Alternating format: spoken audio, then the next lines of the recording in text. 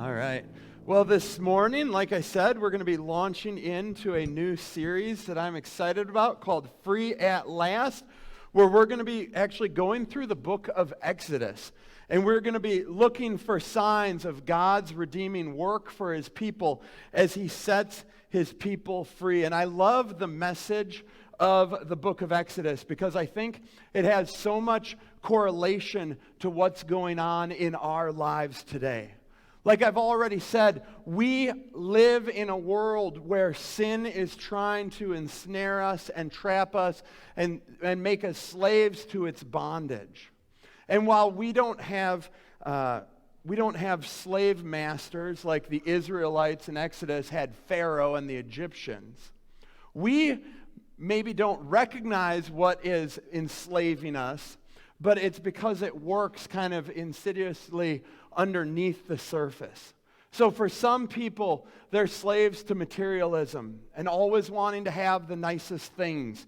And it keeps them always a little bit in debt. Some people are enslaved to money and making lots of money so that they can feel good about themselves. Others are enslaved to things that are addictive, like drugs and alcohol, gambling, pornography. These are things that they know aren't good for their lives. They're destructive. And yet at the same time, there's a compulsion almost that draws people back into it, that they don't know why they do it. They know that it's damaging to their lives, but yet they continue to step into those things. Others have relational bondages, codependencies in their relationships with other people. So they have these unhealthy relationships with others that they feel like, well, if I don't have this relationship, then I have nothing. For some people, that's even the idolization of their children. I've met, especially in the metro, it's a big deal in Waukee and West Des Moines and Johnson, that your child is essentially the center of your entire family. And everything in your family and everything in your life doesn't revolve around God and your relationship with him, but it revolves around that sweet, wonderful child. Not saying that children aren't a gift from God, but when we get these things messed up, we turn them into idols. And when we take good things and created things and we make them into idols and in the position of our Creator, what we do is we end up enslaving ourselves to these things that don't have our best in their goals for our lives. And so just like we're going to uncover in the pages of Exodus, where stepping out of slavery for them is not a simple, oh, it just happens, God sets them free and they walk out. The same is true in our own lives. When we see sin, when we see these patterns in our own lives that are ensnaring us, we want to just be like, okay, God, I'm going to pray and I'm out of it. But we know that's not how it works. It's not that simple. It's not that clean cut. And so I'm looking forward to walking through this story with you and showing you how this story from history from over 3,000 years ago still applies to our lives every single day. And now some people might say, Ryan, you're going to start a series going through Exodus, but it's in the Old Testament. The Old Testament is boring. But that's why I'm here. That's why you hired me. I love the Old Testament. I love showing people how the Old Testament shows us so much about ourselves and about who God is.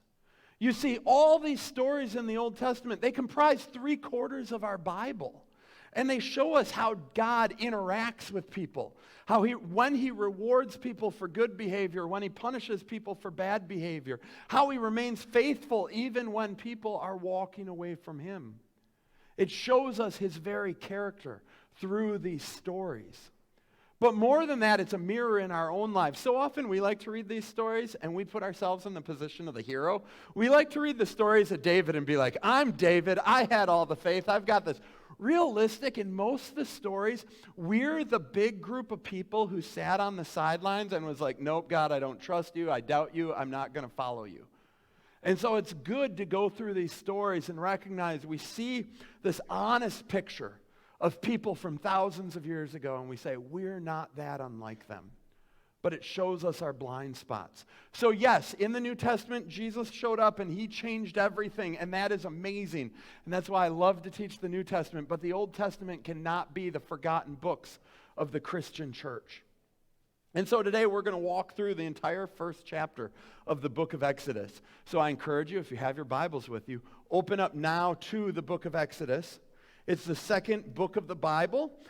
It picks up right where the book of Genesis, the first book of the Bible, leaves off. So in the book of Genesis, we see God created the heavens and the earth, and then there's the flood, and then God basically starts over because people were so wicked, and he starts over with a family from Abraham and Sarah.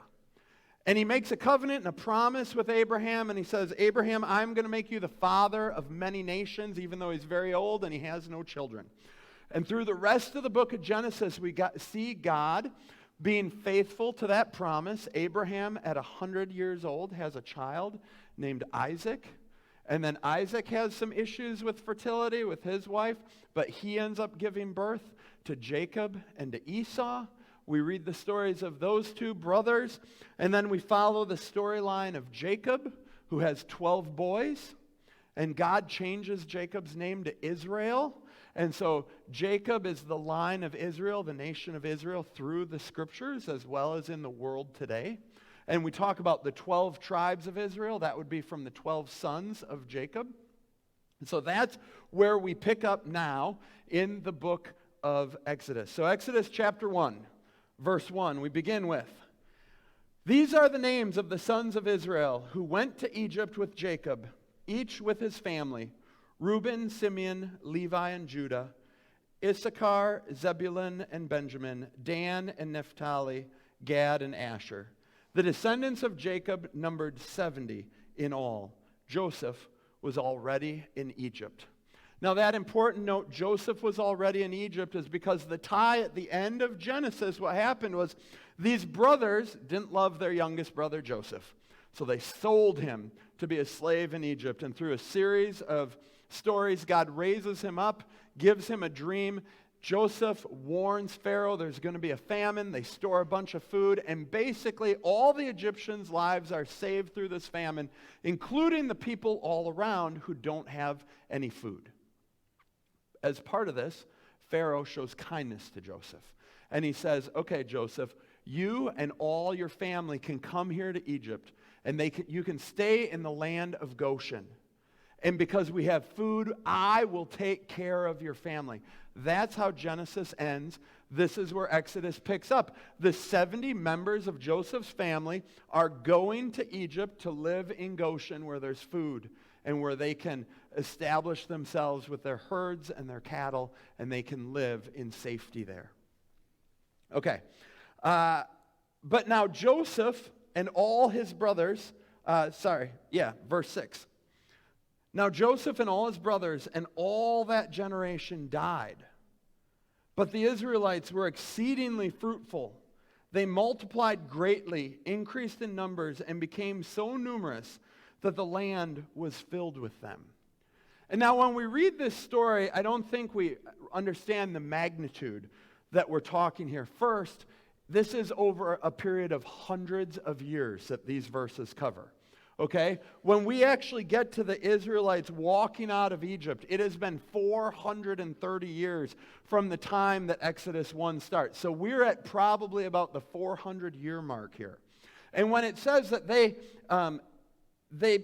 were exceedingly fruitful, they started with 70. When they cross out of Egypt, there's a census taken in the book of Numbers. It says that there are 600,000 fighting men. And the estimate is 2 million to 2.4 million people. So in roughly 400 years, they go from 70 to over 2 million people. That is exceedingly fruitful. And we might look at that and say, well, that seems a bit like fable. Did that actually happen? But what we have to understand when we read these verses is we are reading the promise that God made to Abraham coming to fruition. You see, in Genesis chapter 2, God has given Abraham this one child, Isaac, and then to test him, he says, Abraham, I want you to sacrifice your son Isaac to me. And if you know that story, Abraham's ready to kill his son Isaac as a sacrifice. And the angel of the Lord comes and says, stop. Now I know that you trust me with your one and only son. And here's what it says in Genesis chapter 22, verses 16 through 18. It says, I swear by myself, declares the Lord, that because you have done this and have not withheld your son, your only son, I will surely bless you and make your descendants as numerous as the stars in the sky and the sand on the seashore. Your descendants will take possession of the cities of their enemies.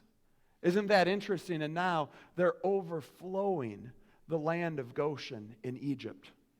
And what we're going to see, they're drawing the attention of Pharaoh. So, verse 8 we pick up. Then a new king, to whom Joseph meant nothing, came to power in Egypt. Look, he said to his people, the Israelites have become far too numerous for us. Come, we must deal shrewdly with them, or they will become even more numerous. And if war breaks out, we'll join our enemies, fight against us, and leave the country. And so at this point, when we see a new Pharaoh here, it's not likely the next Pharaoh after the one that Joseph served. Remember, we've got hundreds of years in this gap. It's probably a new dynasty of pharaohs that we're talking about. And it fits actually in this realm of time that we know historically this occurred. So we've got a new group of pharaohs that come in, and they look at all these people, all these foreigners in their land, and they're beginning to get a bit concerned. They're saying these 70 people multiplied into now millions. And we're not going to be able to control them. What if our enemy comes in and wants to go to war with us? And now I will say I read something fascinating. The very end of this verse, it says that and they might fight against us and leave the country. And it said that's actually a really bad translation. Actually, Pharaoh at this point didn't like having them all in the country. Why would he be upset if they left the country? But that Hebrew word for leave the country is used in two other spots in our Bible. And in both places, it's overcoming or taking possession of. And it makes way more sense that the Israelites, their fear is that the Israelites would join their enemies and that they would take possession of the land away from the Egyptians. And now that's a pretty big statement. I mean, if I'm Pharaoh, I understand. If I can get my people afraid that this huge group of foreigners are coming and they're going to change my culture, they're going to take us over, it gets your people behind whatever policies you have. And now it's a little bit interesting as I say these words, you understand how we have a bit of a tie to our world today and the immigration that we talk about in our world. When you have a whole bunch of fear about immigrants, in this story, it leads to Pharaoh making some really bad and dangerous policy decisions. And when we as a nation jump to fear, it can lead us to bad policy decisions. And I'm not going to say anything further than that. I just want us to all understand. We follow a God who had a people of immigrants who moved all through the land. And God always took care of them. And we're called to take care of immigrants. And how that works with laws is for another discussion. Every modern country in America, or in the world, has laws about immigration. So I'm not saying that we shouldn't. But we need to simply understand in this story, they took fear and they ran it to, okay, we need to eliminate the immigrants in this story. And we can look at that and say, well, that's not a great solution here. And we need to think about how does that play itself out in our world today. But moving onward. Verse 11, we read, so they put slave masters over them to oppress them with forced labor. And they built Pithom and Ramses as store cities for Pharaoh. But the more they were oppressed, the more they multiplied and spread. And so what's interesting here is first we see two cities mentioned, and what's really great about that is it allows us to date this story really quite accurately in history to around 1300 BC, because that's when we know that Ramses came to power in Egypt. And what it also does is, well, some people like to look at these stories and they say, well, these are great fables, but they were written so long ago, they're not actually accurate. They're just for people to learn about who God is, but they're kind of like the fairy tales that we teach our children. When you see passages like this that name specific people and the cities that were built, and we have archaeological evidence of where these cities likely were, it very much takes our Bibles and it roots it in history. And I love that. That's why these little details are so important for us to hold on to. And then verse 12 shows that this policy of forced labor actually seemed to have the exact opposite intention that it was meant to have. It was meant to slow down their reproduction, slow down this multiplication, have people work themselves literally to death. And instead what happens is as the more they are oppressed, the more they multiply. And because they multiply, they have to spread further and further because there's so many of them. They're continuing to not just stay in one region, but they're extending their reach farther and wider across Egypt. And so we can't miss God's faithfulness is at work, even as these people are being oppressed. Even as work is getting harder on them, God is faithfully providing for them and making them fruitful and making them to multiply. And so we get to the next verse here, or the middle of that verse. So the Egyptians came to dread the Israelites and worked them ruthlessly. They made their lives bitter with harsh labor in brick and mortar and with all kinds of work in the fields. In all their harsh labor, the Egyptians worked them ruthlessly. So the Egyptians are trying to do a couple of things to reduce this population. They're trying to work them basically to the bone so that they die, so that they don't have the ability to be healthy and to eat and to have what they need, so that they literally wipe out their strong men.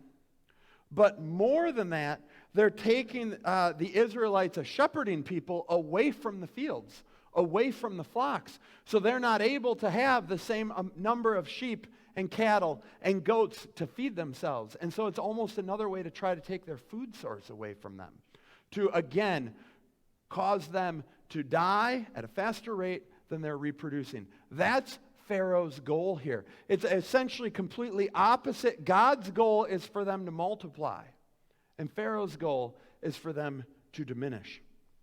And what's interesting in this passage here, there's actually a single Hebrew root word that's used 5 times. It's used both for work and for toil. And what's interesting about this word is it actually has one of the broadest meanings of all the Hebrew words that we know of. It's translated as work and to live for and to serve and to worship.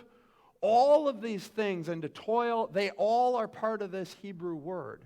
And so what we see this word picture of is that the Israelites are working for Pharaoh, rather than the Israelites being able to work for and live for and serve their God Yahweh. Right? Pharaoh is trying to take all that is in them and focus everything they're doing is to serve him, even though these are a people who have been brought together to serve God.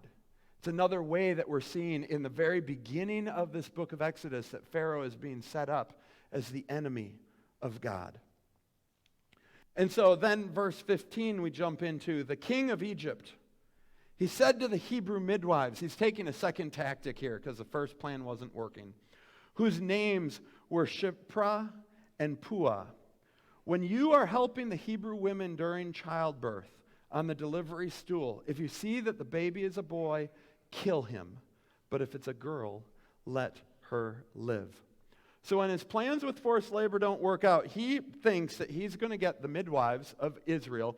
And we assume that there's more than 2 midwives, but these 2 actually get named. They're so important to the story. All the leaders of the tribes of Israel never get named in this story, but these 2 midwives do, because they're the heroines in this portion of this passage. But they're likely the leaders of many thousands of midwives for how many people are here. And Pharaoh thinks that he's going to have the Israelite midwives somehow sneakily kill all the baby boys to help reduce the population. And that's the command that he gives to them. But we keep reading in this what happens in verse 17. The midwives, however, feared God and did not do what the king of Egypt had told them to do. They let the boys live. Then the king of Egypt summoned the midwives and asked them, "Why have you done this? Why have you let the boys live?" And so we don't know exactly what the midwives did. What we know are 2 things.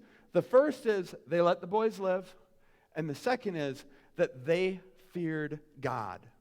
They didn't let the law of the land or what Pharaoh was telling them to do drive them to do something that they knew was going to be disobeying God. They knew God wants life. God wants flourishing. God has told Abraham that they are going to multiply. And so while I'm sure they know that disobeying Pharaoh is going to have massive consequences potentially for their life, what the scripture leads with is, but they feared God. Their authority was God over and above Pharaoh. And this is another thing that we can look at. It's the rules of the land versus the rules that God has for us. And ultimately, when they come in conflict with one another, we follow what God desires for us first and foremost. But now these women have to answer for their actions.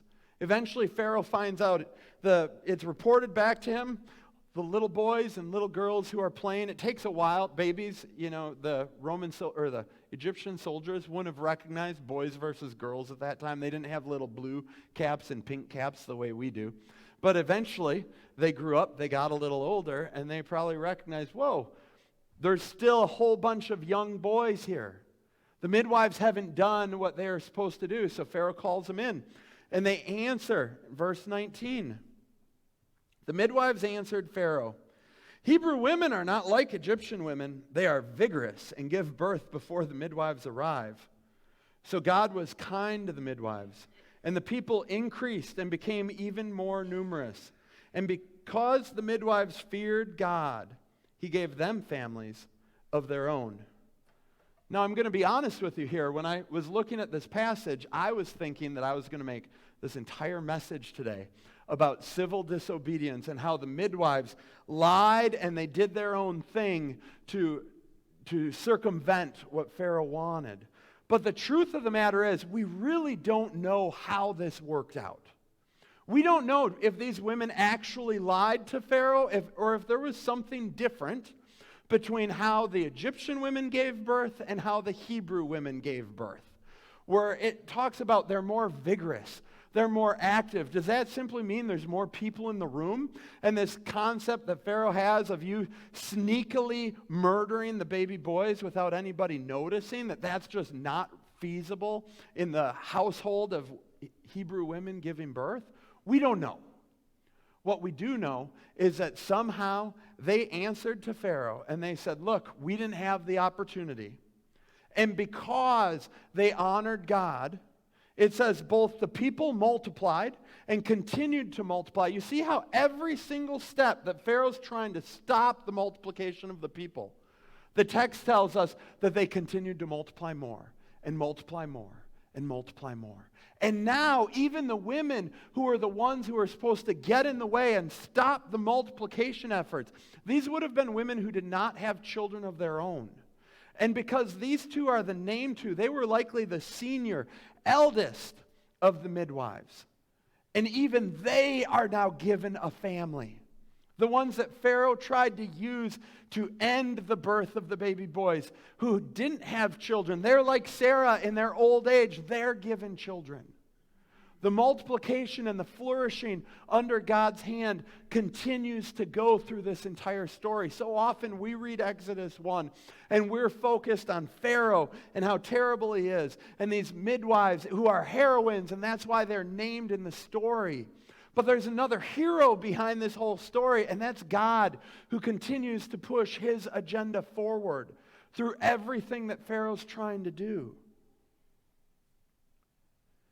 And so we look at this story, and what's beautiful about it is that because the midwives feared God, they were ultimately rewarded. And again, that's something that's good for us to remember for ourselves.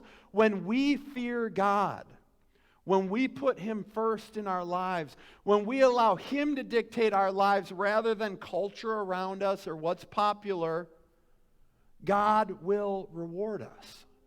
That's the picture that we're given in the Bible, and that's the picture that we need to trust for ourselves. But beyond that, as I started to say as I wrap up this chapter, I have to point out what an interesting thing in all of Exodus chapter 1, one word or name you never see in the entire chapter is the name of God. He's not named. He's a silent part of this chapter. Even though he's never named, though, and the people miss him, God remains faithful. That's the big idea through this passage. That while God is never named, the multiplying is because of God's hand. The fact that the midwives were not killed in front of Pharaoh when they answered to him and said, yeah, we didn't do what you asked us to do. That's not coincidence. That's part of God's hand. The fact that the midwives are having children, that's part of God's hand. His faithfulness is seen all through this chapter. But what's interesting is I'm sure the Israelites at this time were not seeing God's hand in any of it. What they saw was oppression. They saw that they were making bricks and they were building these storehouse cities for Pharaoh, that they had gone from having the land of Goshen to be their own and spreading out to all of a sudden they now have slave masters who are working them tirelessly. They probably aren't in this situation going, wow, God, you are so faithful. Thank you. Instead, all they see right in front of them is the turmoil and the trouble and the difficulty that's been put on them. And I think that that's a part of this story we can all relate to. Because so often we get our lives are in the weeds and we only see the trials and the troubles and the difficulty right in front of us. And we don't have the ability like we are as readers of Exodus 1 where we kind of take that 30,000-foot view and we're able to see the big picture that the multiplying continues and continues and continues. All we are like is the Israelites who are like, why am I being oppressed? God, why are you doing this to me? Why have you made my life so hard? Why have you made us a slave to the Egyptians? And so I think that this is a really relatable aspect of the story. That even though they don't see God at work, it doesn't mean that he has stepped out of the picture or that he is not being faithful. In fact, what we see is God remains faithful to them, and the same is true in our own lives. Even in the moments that we don't see God, we don't feel God, we feel like life is piling up on top of us. We have to trust, and we have to have a conviction that we know God is still for us. God is still at work behind the scenes. That's just something we have to put down deep inside of us because we don't always have all the information. We don't always get to see all the details of what God is doing. But just like in this story, we have to trust that he is always at work to bring his kingdom together, to restore this world and to restore the brokenness in our lives and in our families and all around us. And now, unfortunately, we haven't read yet the very last verse of chapter 1. And I wanted to leave us with that final verse because it begs the question, now what will God do? While Pharaoh's attempts to stem the population growth of the Israelites had failed, he ultimately decided to enact one more unbelievable and yet quite easily relatable policy that we can understand even in our culture today. Verse 22 says, then Pharaoh gave this order to all his people. Every Hebrew boy that is born you must throw into the Nile, but let every girl live. Full out infanticide. And we can see how that ties to our culture, I'm sure. I don't need to go there. But this goes against God's plan. But what I love is while Pharaoh plans to kill an entire generation of baby boys through drowning, and this is an incredibly dark and sinister plot, I can't wait to show you how God plans to take this evil and turn it on its head for his purposes. And I'm going to tell you about that next week. Bow your heads with me as we pray. God, I thank you that you give us